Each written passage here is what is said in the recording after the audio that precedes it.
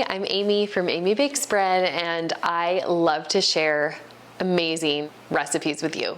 Usually baked goods. Today we're gonna be making my strawberry sourdough cake. I have a whole big bowl of sourdough discard that I pulled out of my fridge. This is fermented sourdough starter, so it's kind of gone over the time that I would use it traditionally to raise bread with. I don't want for my cake starter that's gonna smell too over fermented. Let me smell this. I think it'll be just fine. I like to use a younger discard in my sweet recipes, like the strawberry sourdough cake. That is so light, so tender, jammy strawberries. It is a staple in our house, especially when strawberries are in season, when it's springtime. But I also love it for Valentine's Day. My husband requested for his birthday. It is one of our favorite super easy cakes. Let me show you how you make it with your sourdough discard. I start off just by prepping my pan. I like to use a springform pan, and I'm gonna spray it with some cooking spray. You could also line it with parchment paper or grease it with some butter and then a little bit of flour. I feel like this works okay for me most of the time because it's springform, and so I'm gonna be able to release this part of the pan to be able to serve the cake that way. Okay, we're gonna start with softened butter. So this is pretty soft. Like if you push your fingers into it, it's softened. And then we're gonna add in our sugar. And then we're gonna cream these together. Creaming is just another word for like mixing them together until they get nice and creamy, light and fluffy. It's kind of what you're looking for as well. I'm just using a hand mixer. You could do this in a stand mixer.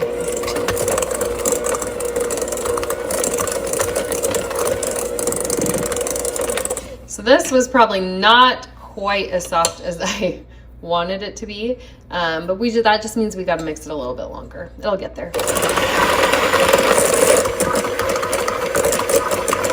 Okay, I actually had to take this butter out, the mixture out. I stuck it in a different bowl and stuck it in the microwave for like 10 seconds just to soften it up a tiny bit more so that it will get creamy. There we go. Okay, so you can see how this has, come together pretty nicely. We're gonna add in our sourdough discard and our egg, and then we're gonna mix it up again.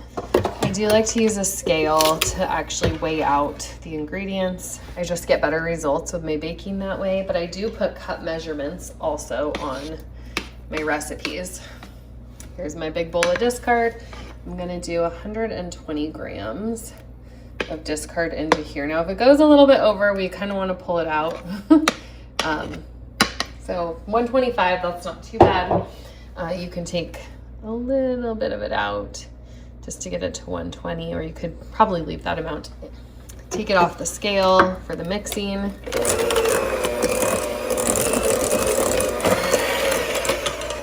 We're gonna add our egg. You can see the change that happened when we added the discard.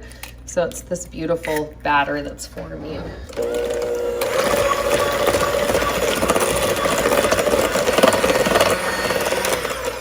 We're gonna add in our vanilla and then our buttermilk. Shake the buttermilk up before you add it into your cake batter. And then we mix again.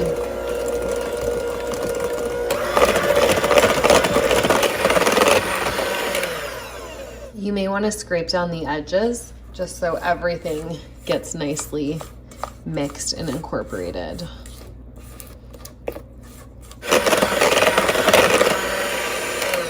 Then we're gonna set this aside and we're gonna whisk together the dry ingredients. So I use my scale again. I'm gonna add my flour, baking powder, and salt. I'm just using all-purpose flour. I definitely recommend an all-purpose or a softer flour for this cake. Do our baking powder and then our salt.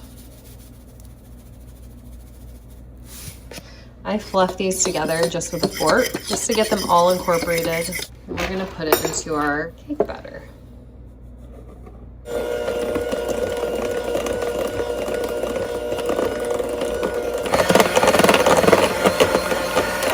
We gotta scrape the edges again.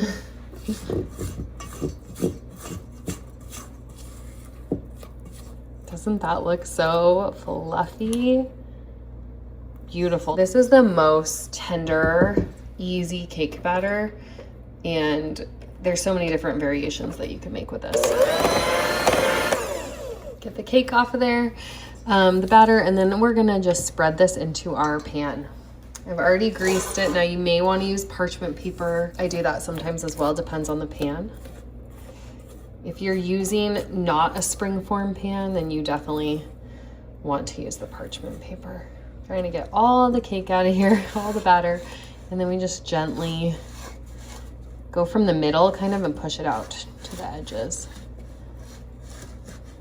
So you get this gorgeous cake. Okay, now comes the fun part. This is the part my kids love to help with. We're gonna top the whole thing with strawberries, fresh strawberries. I have some strawberries here that really need to be used up. And this is the perfect cake to use up fruit that is like just on that border of needing to be used up, because the fruit has a lot of flavor in it, and it's just going to transport into the cake, make it all jammy and delicious. So we're gonna rinse these and then cut them up.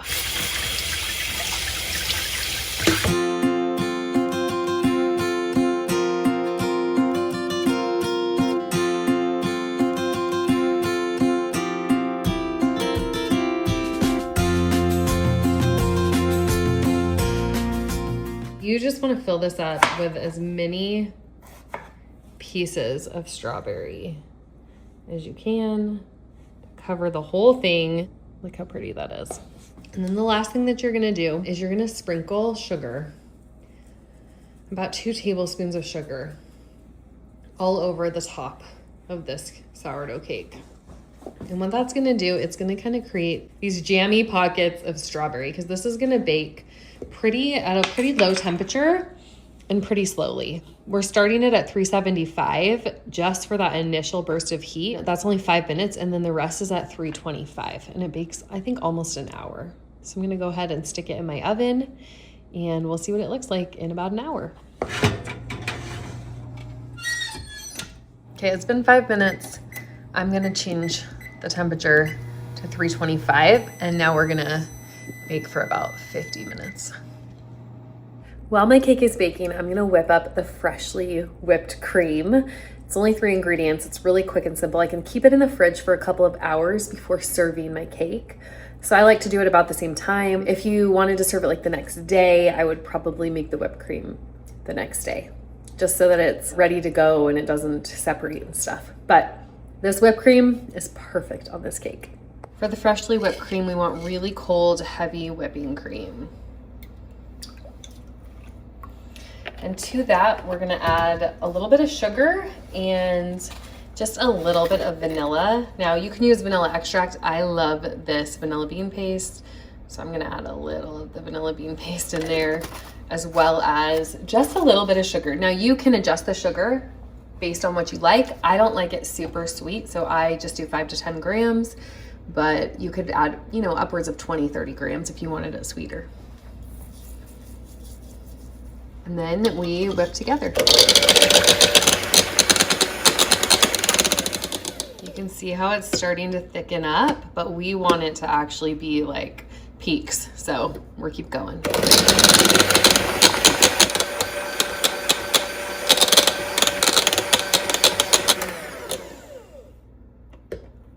Look at that gorgeous whipped cream. Oh my goodness. Huh? That's perfect. If my kids were home, they would for sure be licking these beaters. So that means I get them today. I'm not joking. That whipped cream is so good. I think a little almond would be also delicious. I'm gonna stick this in my fridge. I'll cover it with some plastic wrap, and then it will be ready to go anywhere in the next couple of hours. It can start to soften a little bit, and that's okay for this cake, but I really would prefer to whip it within a couple of hours before serving. Look at this gorgeous cake. I like doing it in a springform pan because then I can go around the edges if I need to with a knife. And I just can pull that off. Beautiful. All right. I like to serve it. I like it to cool a little bit, and then I serve it while it's still a little bit warm. Whew. It is the most tender cake. These strawberries are nice and jammy. I'm gonna add a nice dollop of whipped cream on the top. Freshly whipped. This is better than strawberry shortcake. Oh, it's so delicious. The jammy berries. It's incredible. Here it is. Oh, this is so good. The jammy berries, the freshly whipped cream. One of my all-time favorite cakes is this one. Hope you love it.